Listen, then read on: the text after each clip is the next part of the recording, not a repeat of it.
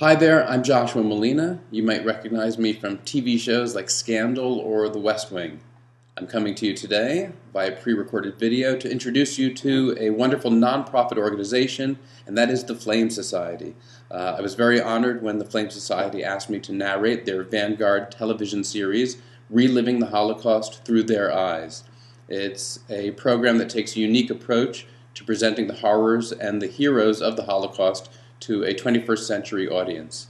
As you probably know, in addition to the 6 million Jews who lost their lives in just a few short years, 5 million non-Jews also suffered and died at the hands of the Nazis. Out of respect to those millions, we must never forget, and we won't as long as organizations like the Flame Society are diligently working to keep that flame burning for generations to come. So please enjoy our first episode, and please do support the Flame Society. Thanks so much.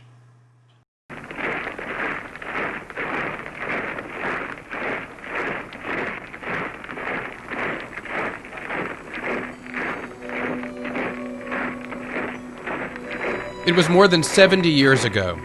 Hitler invaded Poland and World War II began. Newsreels in this country showed the bombings and invasions, but the one side of the war that we didn't see until it was all over was the Holocaust, the attempted annihilation of the Jews. 29 million died during World War II. 11 million were civilians who were exterminated by the Nazis because they didn't fit the Aryan plan. In this program, we will hear what really happened, from the ones who survived, the ones who saved them, and the ones who came after them. These are their recollections, told in their own words, in Reliving the Holocaust Through Their Eyes. Welcome to Reliving the Holocaust Through Their Eyes. I'm Jerry Helfman. This program will take you back to the horrific days of the Holocaust and show you what life was like from the perspective of the ones who lived through it. After Kristallnacht in November 1938, Germany was infested with anti-Semitism and oppression was prevalent everywhere. Many German Jews had already left Germany by 1938, and the Jews who remained had a more difficult time leaving the country because emigration policies had toughened. By 1939, Jews not only needed visas to leave Germany, they had to pay to get them. Due to immigration quotas among many nations, it was nearly impossible to get a visa in the short time spans in which they were needed. And it turned out that for many, the visas they received came too late. Quota numbers were issued, which determined when these visas would be accepted. The United States also issued quota numbers, but where could the Jews go while waiting for their number to come up? There was one last hope for escape. The story of the St. Louis was a relatively well-known story. It was the headlines in newspapers in May of 1939. It was on the radio. But no one ever looked at the story from an individual perspective. There were 937 passengers on the St. Louis, so in effect there were 937 stories waiting to be told. So what were the German Jews to do? They desperately wanted to leave Germany, but how?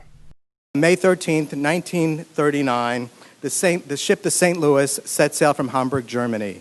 As I said, carrying 937 passengers, almost all of them Jews fleeing Germany for their lives. This was 6 months after Kristallnacht. The passengers on the St. Louis booked passage to Havana.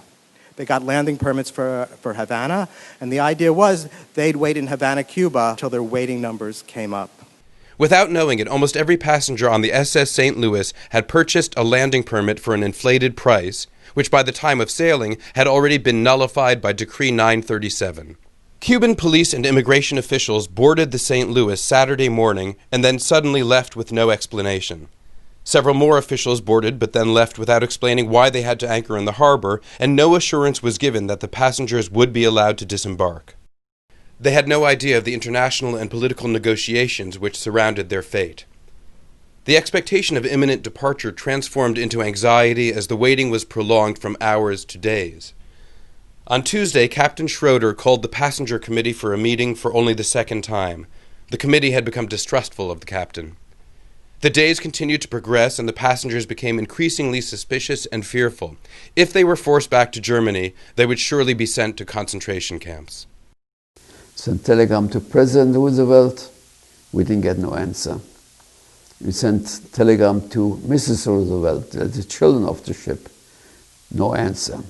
On Friday morning, the SS St. Louis left Havana Harbor. Farewells were shouted overboard to friends and family in rented boats below. The St. Louis sailed around Cuba and then finally headed north, following the Florida coastline in the hopes that perhaps the United States would accept the refugees. The captain got a letter, telegram from Germany. He has to go back to Germany. Well, you can imagine the atmosphere of all the people. Through miraculous negotiations, the Joint Committee was able to find several countries that would take portions of the refugees.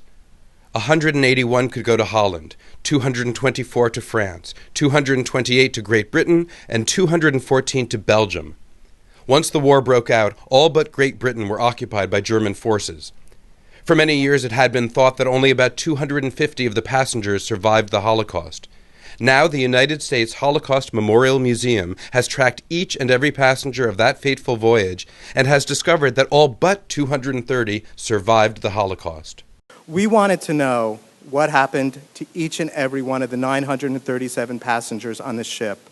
We wanted to show that there were individual consequences to people's actions, individual consequences to a less than generous refugee policy.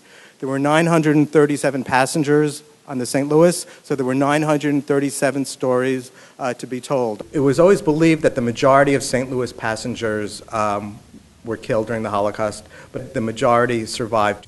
If the St. Louis had returned to Hamburg, all of the passengers would have been taken to concentration camps. Had it not been for the courageous actions of Captain Schroeder, many more of his passengers would have become victims of the Holocaust.